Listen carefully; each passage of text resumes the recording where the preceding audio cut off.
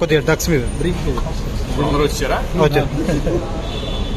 అదే రేవు బడి గురించి నేను వచ్చినాయి అన్ని పేపర్లో కొన్ని నేను కూడా ఉన్నానని నేను అలాగే ఉన్నానని వచ్చింది కదా. నిన్న ఆల్రెడీ నేను ఎక్స్ప్లెయిన్ చేసుకున్నాను, అన్ని పేపర్లో రావడం జరిగింది.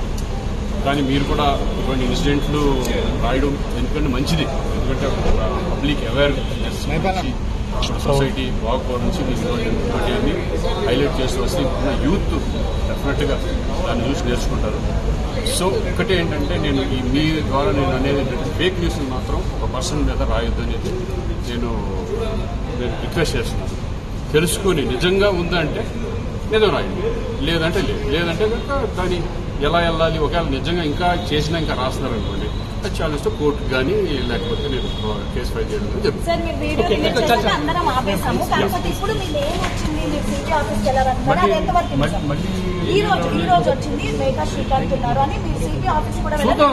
ఒకవేళ నిజంగా ఎవరన్నా రాస్తే నేను డైరెక్ట్ కోర్టుకి వెళ్తాను, కోర్టులో తెచ్చుకుంటాను, నేను ఫైల్ చేస్తాను.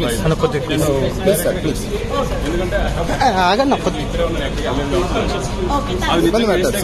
ఏంటని తెలుసు ఎందుకు నోటీస్ వస్తుంది నాకు. ఒకవేళ అటువంటిది వాళ్ళు కనుక ఫేక్ కనుక చేయగలిగితే నేను పోలీస్ స్టేషన్ కూడా కంప్లైంట్ ఇవ్వడానికి రెడీ.